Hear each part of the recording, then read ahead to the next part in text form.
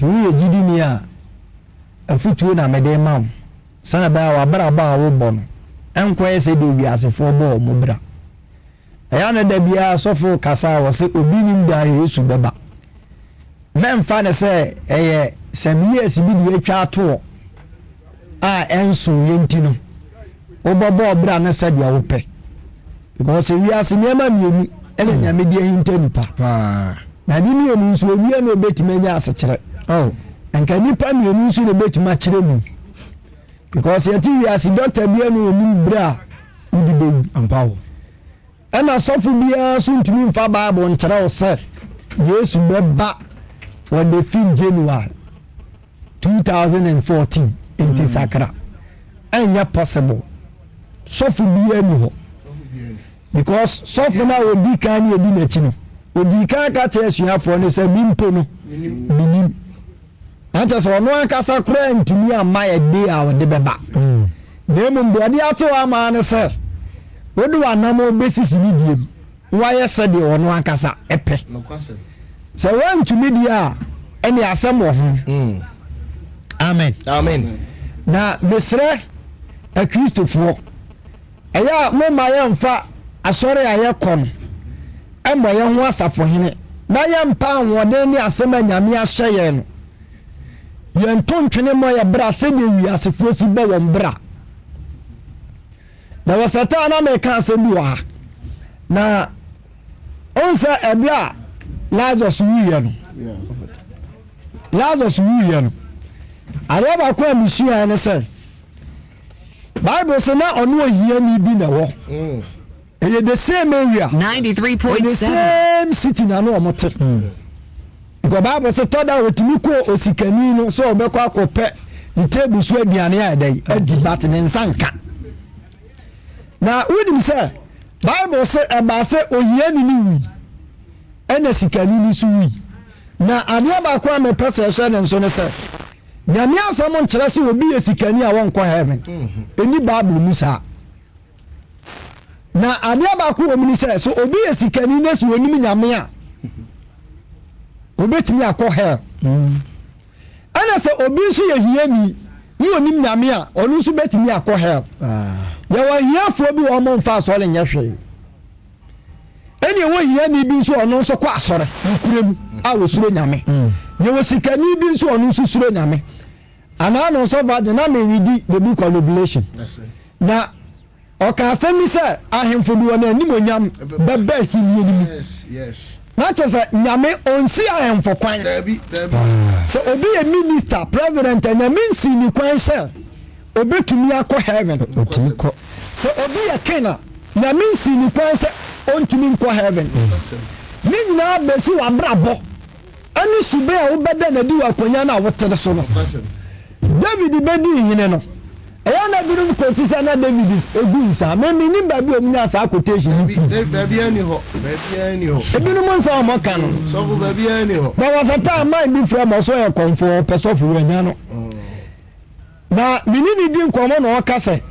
me mente dia wo kanase efi se esanse abosom ni akonfo no mi nyankopon na tesoro na nyankopon hwa ontumi ni wo mo ntena eno oto omo ba asase yi so ti na no si ya na mka chanse eja mo se obi tifie na se ntumi ni ntena ho na o se tumi yanku firifie ti meka sa no ma ni yedi ewo phone so na de ba ko aye gidi ni asa no so na no onsi osikani kwan ana onsi hie ni kwan ana bi onso ya kena nyame nsi kwan na mo wabra ba wo bo ani suba wo di tie konya no so no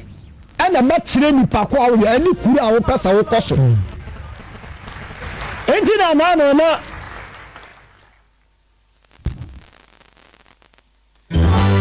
oh Jesus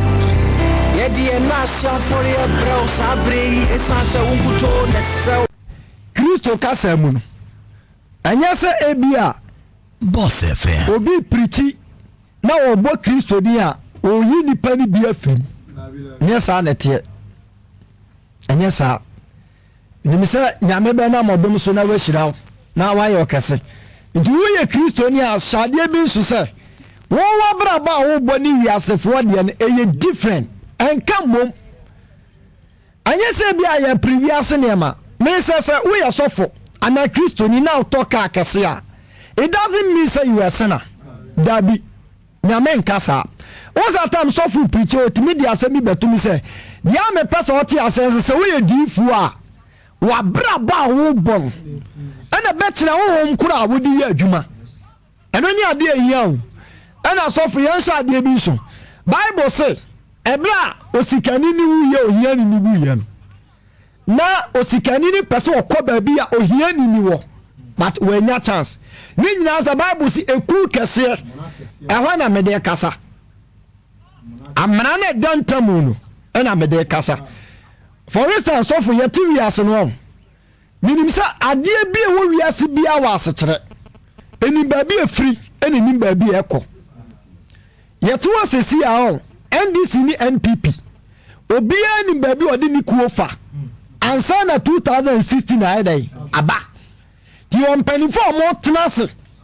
aplan sana be ade o mo be in 2016 a bit more successful because on feni agro onim dia oyo the same as Christianity yeti wasesi a no nyame ankasa dika de manu amaye na sa manu no na yero so die tu yakwan yetu eni se obi ye gidi ni anyankopon sada no so nyankopon nkunkun tinu na ewiase ne ye ni bi woni mu a aya na at times no me to me classify say you a Christian because nyame asem ya no kore eno brother bi no ka asem mi kire me say o ka no nukuro mu dwam say asase so 93.7 bi ya no betumi aka kire ne say o yo Kristoni na so me be wakasa in fact na me ra ho ama no na we ye sofo eya na ya kasa o mo se ay sofo wa ta di fo on ta di fo ten I want to name a young boy prophet for na baba ni bi na kasa asem no ti mi bisa na se ndi ono no ne prophet no ye ni Kristo som no sen wosi hufa etena na se entene na tie eya ya kasa mi se yeye nu kwan se yebu obi atan anya sa na Bible ni kan o sa o kan the book of Proverbs o say ade a wo bu hu atan na sa ade na wo gu so which means se wo ya ade a enya yenkotu obi fo tena Yesu say the can you ani asimpuna ansan wa ka to obi se bi sha wo se bia de wani so a wuntumi nkoka nche oni ase bia de nani so because wani no fa hu na de eti do timi bu obi watan awa asem bi ho ene sa ade na wo ye no onye bi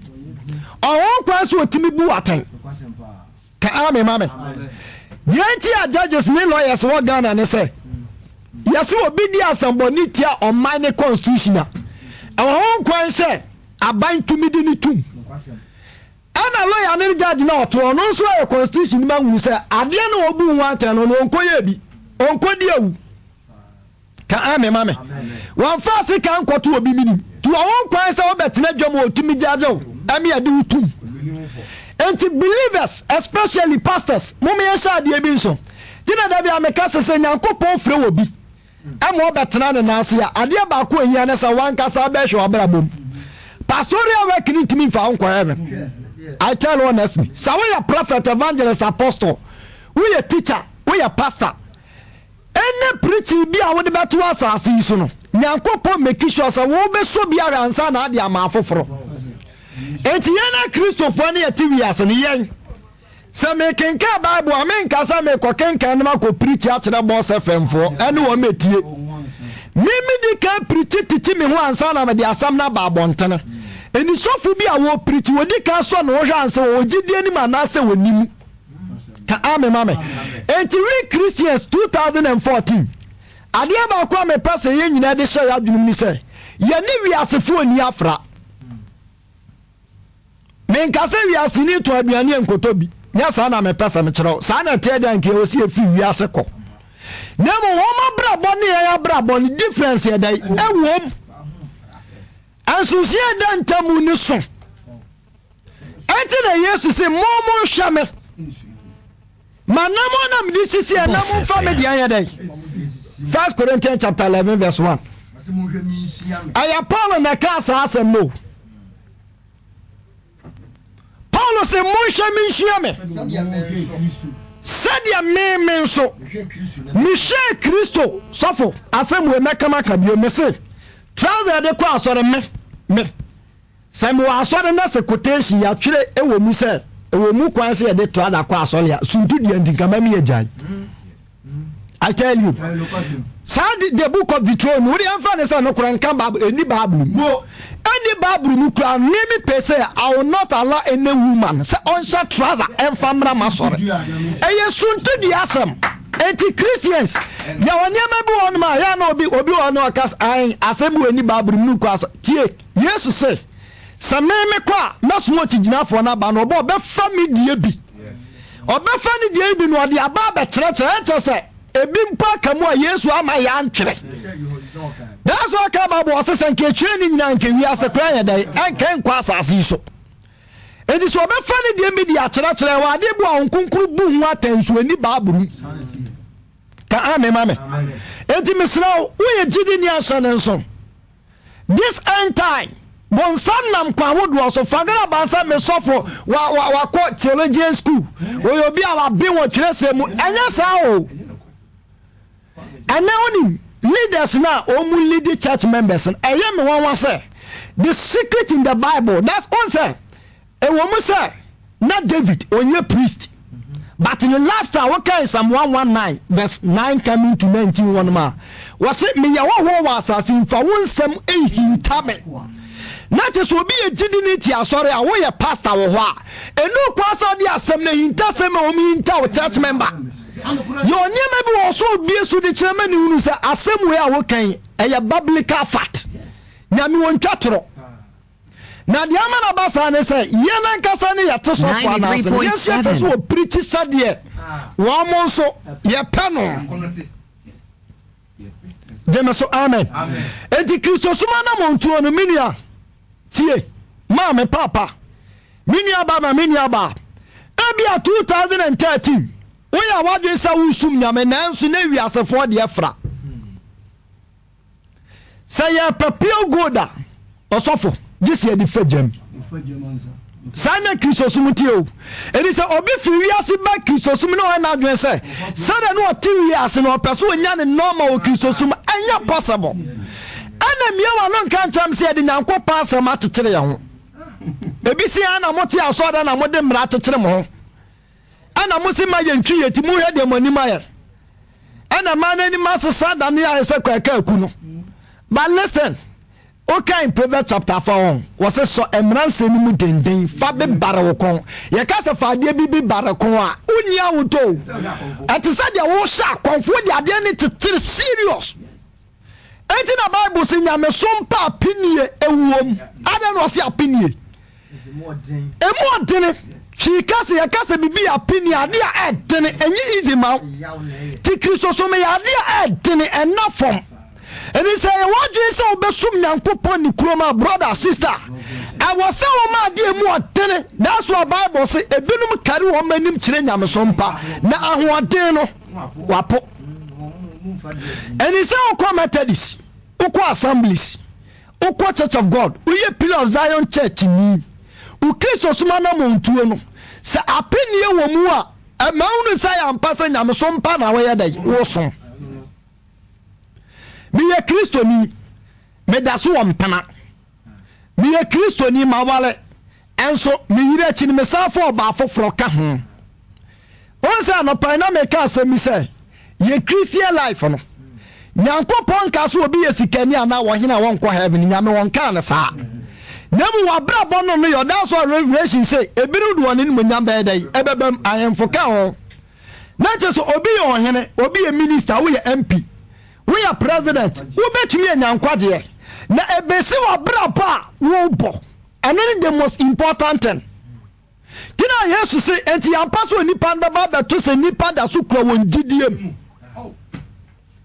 yo nipa bi o ma wura sam company bi mu on Kristosum na o mo som no o me de afa wiasefo de na dia ba ko asense so obi ye gidi ne so wura company bi mu a o ye serious person o yi Kristosum di ho ewi ase no so fo nyese bi a yete ana meka sofo wu ataka asem se nokure ni wiase ntwatoro adwuma bia no abewura mu a sabe mpradu asa betuma kasa no kwafo omyetu entumi ni separation be take place the enti America sansa sofo Christianity ewiase mpaya asem da because a particular day leadership from the pen si ebeku no enti mo amudi na ti ba nyina hunu se won so nya de abepo asem eni se wo adwuma bi na so ya no kwafo a nipa na woni nyina ba betaw because of nukuru enti ka ame mame enti misraw sofo the Revelation chapter when I can find John chapter 2 verse number 15 in some Revelation verse number 15 tie say eya no kora sofo eya no kora say e wasanke ade ya fra wiase a enka asama Bible kan ka on kan sa yes etie for me bato munti asam yo nyankopon na asam ya no kuro wo ntwatoro nyame pa ahotefo do ma kotera no so ahimani anya won no ye kotuo bojo oh anya wo me kwa asole especially so for singers ase bibia ya normal mo asore dem especially young pastors na aba no anya se bia me condemn omo so omo nya Kristofo woni se ebinumo ya abo abraba na nka ya papa ba bi di suban bon ya condemn omo abraba na ya papa ama nei ebia kodi bi achi sofo me say mo young boys bi anam no nama no mo ya sofo they are very good people teachings say o preach anase na me fa no so ase obi nkoma atenka say yes awurade wo mo fa ni mu akasa but enei ebini young boys no mo ba mo say wo mo maloto number wo mo ni palawo ko bi kuro mu ni bi wo mo na adifo ma ni bi awo enye say bi wo mo ya malamfo wo mo nya malam difo ma obu wati asole so many years brother ba akon wase sofo enye se bi o mo ba radio so asema mi ka tro na mi twa wo mu ni palanemu wati asole akasa adomo nyadai ema to aya no mo akwanta sa bra mema oloto number ampa akwa ne so ba radio so be ka so be ma loto number no that day nin so le ma shutu ko 150 obi akwaji loto number atare kwa no Mesa 2014 mu na wura no wa braba na abon tenase nesisi wunu se ekwan ya mesisu me de mabrabo siye nyankopon kwan so anase me bo me brasa de me pe ya ne wiase ni afro na ampane nyankopon so beka nsumni han abo matena faako nyankopon temu mpo wose mense ne bonefo ne apapafo emfra wasalatim eni hunu se eku de wiase ani Kristo sumu so ye bank manager na so ye jidini ama wo ma no mo ye adwuma hunu sampa ye jidini mapa nana wa yini ni Yakobon si nkwan se wudi hine na mo wa braba wo bo no enye wadwe se ebia me kwa so dem na nipa bia hunu sa me kwa so at the same time me sa so mbosom ye wa Kristo fo bebre o mo nan esi aso dem so mo nan sa si bosom so afidru ye wodi Nyankopon adoye akoma no osa de bosom de so asa akoma no teze urade busa so gina anya abeka sai want to mean position yourself abrabom so de want to mean position yourself for san ho ndi wana mo na wututu so ye methodist ni amani pawunsa ampa me methodist ni gidi ni mapa anyame wo metimi mu a me mo madun posa mesa wo na nyame de amame no me de afutu amede ma 2014 be very careful and free asefo we ye gidi ni ensa wachi nsa ni akwarensa fo ni nsa kwoto abasakomu ankwarensa woni msa sofo esmansi brother bi ka time say oko eda bi dem no oko na ensa ensa na sisa fridge mu no enye ni nyina na edonsi mo different dey alcohol wo wo so yi ba kuma na eda na hu to I no say eda we alcohol mu no say no for bi na ba ha wo na me dey asa fridge mama no say so dey man ya wani aba bi won ma mesra mo Kristosom uko kan wo bi si an na alcohol so say our Bible udiri ba bi a wase fasika ton saden ana say fa untimi ana de atonsa de na de akwa de sese o de so na fa ni je kodi wadi ane fi se meboa awurade ani aso ne yo dada awurade ohu ya mobo because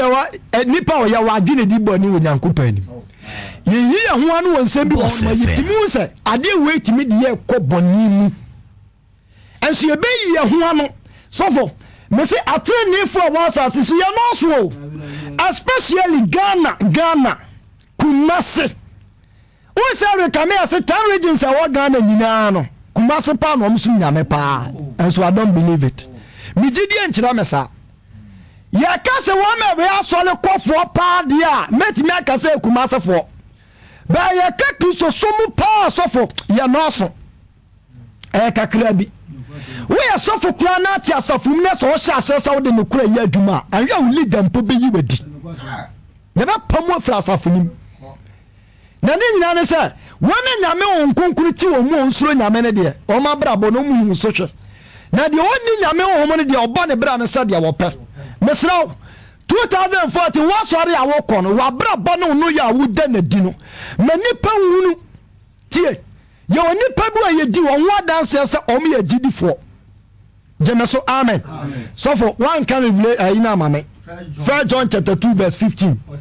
me tie unim o se wiase do ani nyankopon do na tie Satan won jimi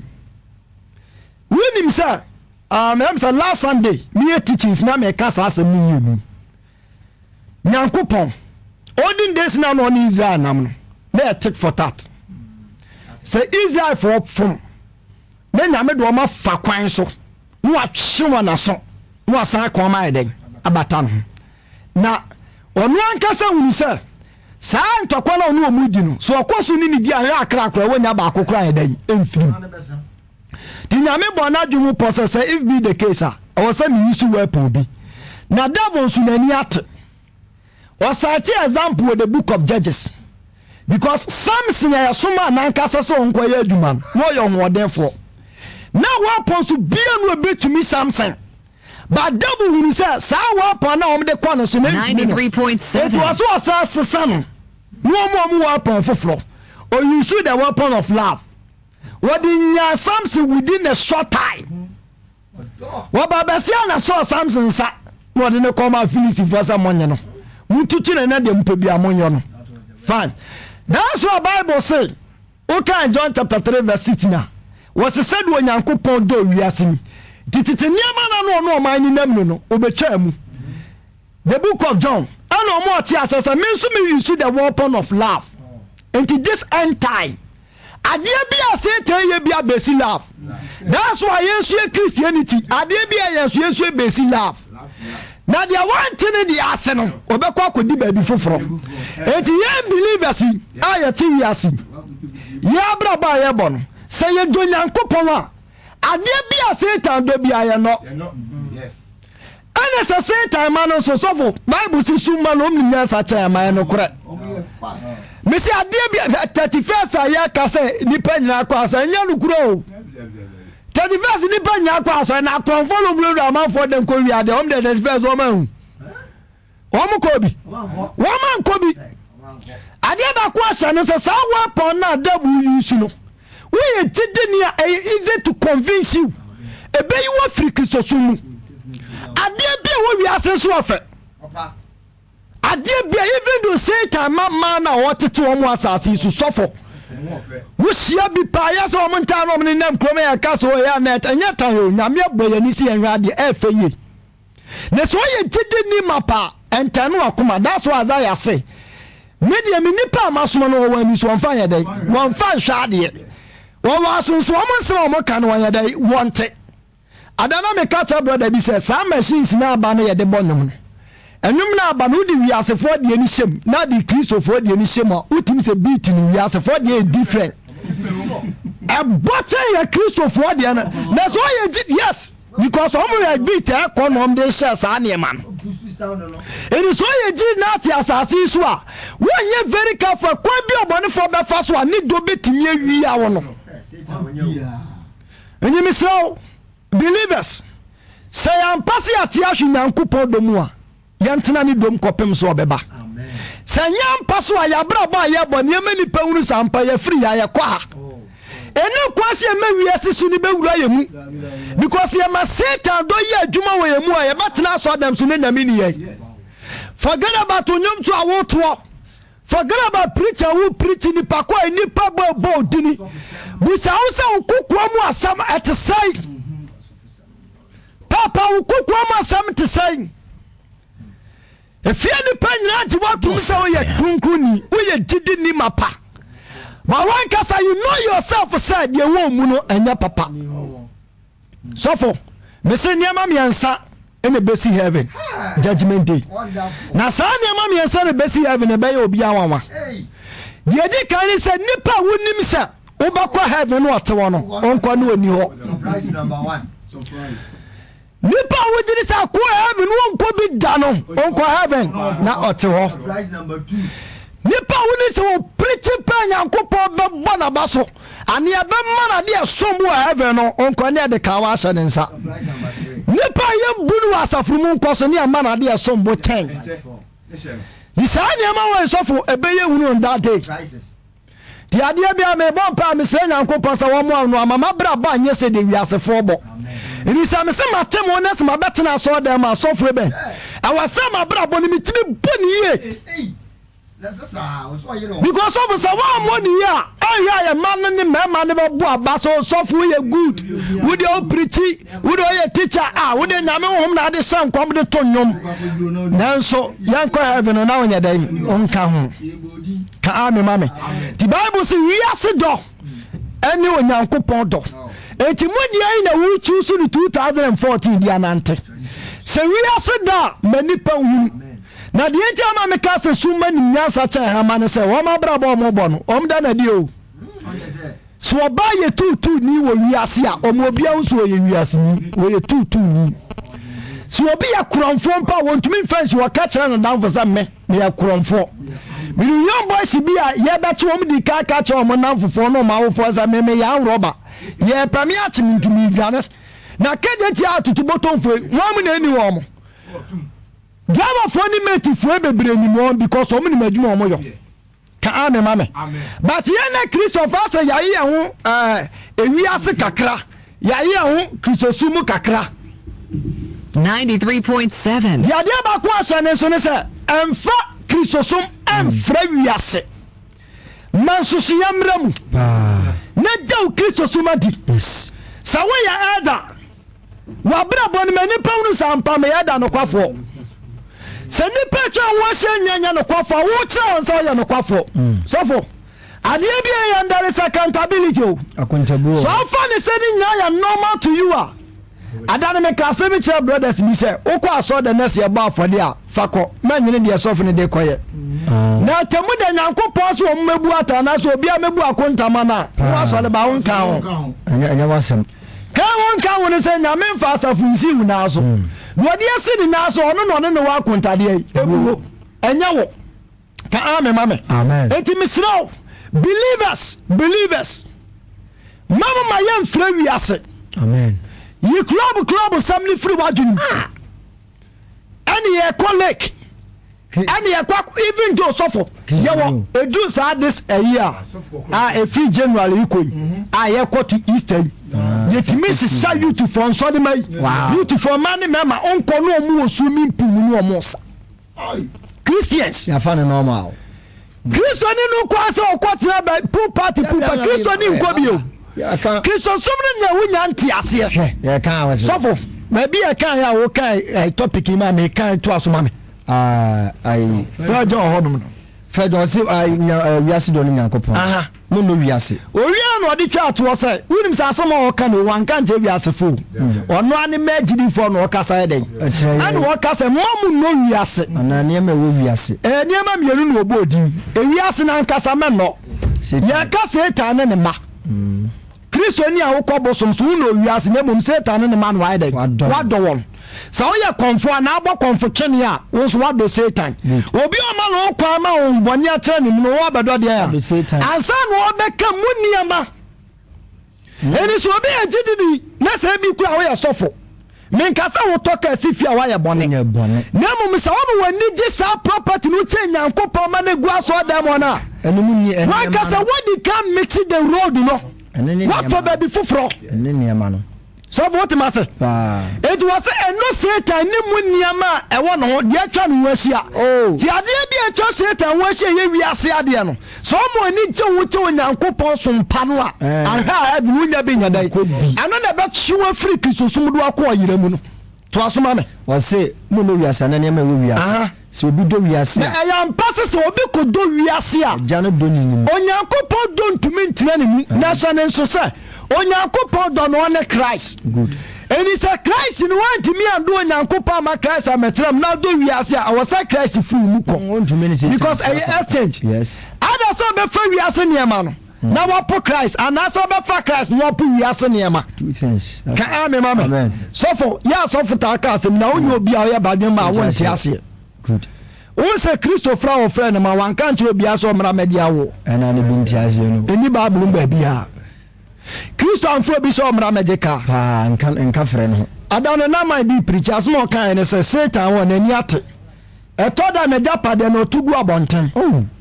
na se wo fa bi ye free nti wo ya announcement na de wani je wo no ya sa wo fa aka cho sa fa de kura na mame ebi na ab eye Nabot wakati bobi tuani na nanu obi Nabot su obi ba wakati ne se wo fa obi tuani mame na ba de me de afisa be ma infie ampa yanso ya ti asase su ya ben Satan pa because I na have me no kwan dey ebuwa ti ya ben Satan ti ade bi a Satan ya nya very careful ti miti de kura ne ntam Bible say asema Nabot katas empire me say me di mejama wunyade ya say no so de 2014 good adie bia me ka se waja padi onemu Krisosum na sombo no amfa kwaye exchange Ebekura bema bia Chelsea 2031 fa wa man awochine nti 14 now they exchange now Krisosum free unsa na sofu aye bre kura de se Krisosum free unsa nye je so be fa o se Satan ni dwahoma na chichire 13 na atumi te ya 14 yidia wa wo dia de guti manua so no ade change enu bi no de begu sala be wunya kwanya dan na sofu wa ma last guru a wo mo betena so dem enye je se ko when sofu mi say anytime obi o be ma na konchira wo be ye be yu ase sofu de tia na tie akono bone wo si awo ase sofu e na masa akoye o enye yize and he say nyame wa dumnes will deliver now be free in Christian life wa bra bona obone hwe wonim tintin so onye do obi ka ne wo se wutie mesi asofo na ba nyom nyina ne Nyankopon asofo Satan man doso tu abra bona obone fesisiye na Nyankopon kire okwa onfa so sane be ya 40 yi mu onko hwease ena bi oye tidi nas wa hwease asa sorry nyame wonpo no ni mra wonso ntem ada nyame ba po ya da wa kan sa gubo na wuti asidi ani da so asa ho ya ema soli free baby awda no na soli free baby awtena free hwease se America no so mo kwa jampa obetu de chance ah because no hwease no wode na home na so soli bi ahode fufura wonya na no de ncha na wode hwe ho ti misraw 2014 me ma make asa nyetenten. Be very careful. For an amount of brabo sisiye. Sofo. That's what we do. We are see a journey door. A minimum. We are seeing I honam. And we are I honam. Honam. Akono. Sofo. Yamena semi anukuru. Yakasa adebia honam akona. Sofo. Anya nipa bedi honam wechi. Akopie baby a yempi. Ena akono nti obia nwi shama ne wadane anwoba aya me se obia no ya anwoba be ka se wonu nwi ono me ka se bi nti ase koke nom ene laka ene enya keka ka hu se wo ma akohwibra because se wo bo sa abrabo na wo buhia nyina be po ti adwena ba utim se wan ka so I rejected dada nti abrabo bi abobo bia no empa obi wuto so si kwan na so se ho kwa hwe. The Bible said, "Honam tina kan Galatians or say, one ye Yesu Kristo da ba honam ne na kono." Nini nhyasode de aseniam. na kyerɛ sɛ obi a mo saa nneɛma no sɛ nnua mu ɛwɔ kristosom kwa so a ne sɛ ɔfa wiase deɛ saa honam wɔbɛtwe obi de no akɔ yera mu ɛno na ɛnama young boys na ebinom laka ebi adane nsa nomfoɔ ɛyɛ honam nneɛma o obi so ada ne twamanfo wɔne ɔbaa na just da ne ho ntɔ no sɔfo doctor bi ka asɛm kyerɛ me hu sɛ ne korɛ Dr. Bernard adan na yɛ ne di nkwa na bisa answer da nti sex yade ahodoɔ sɛ ne wom asɛm a ɔka answer Prince nyankopɔn asɛm yɛ no kuro ɔsɛ ɛyɛ 21 sickness ɛna ɛwɔ sex mu wɔka nam sɛ da akyerɛ mazɛ wɔ sɛ wɔmu ebu kɔ mɛtumi di ama wo ɛna ɔkɔtu me sɛ Bible sɛ bɔne bia no nipa yɛ a ɛsɛ nipadua agye sɛ deɛ nyɛ adwamammɔ because sex no ɛnam mogya mu yade ahodoɔ mu yɛwɔ yade bu a yɛkɛ bu wɔn so a yɛnkɛɛ so that's it so obi bɛnya HIV a yɛde aduro so so ano ma ɔtena ase but aseɛ ntumi ntu ebi ti sɛ diabetes ne yade ahodoɔ aseɛ ntu o because ɛnam yadeɛ no ɛsɛn sɛ obi a wama wo kwan mɛnyame wo nkonkoro ama wo kwan ama wale ɔba ne yɛhyira so no in spiritual nyankopɔn de protection yɛda ɛto ho wɔno na abɔ onimade kudie nti ɔyɛ no na mo so amfa saa kwan no so na afa kwan bɔ ne so a nyankopɔn protection obɛyɛ ɛda ti yadeɛ bi atwa so onya bi a wo nsa bɛda ɛbɛka Mr. Young boys in be life I yes short. The reason is a ma pa sofo. Many brother be me tea or pack. As more catching Prince. Sanka mesan ya abofra te sewa. Nka mepe.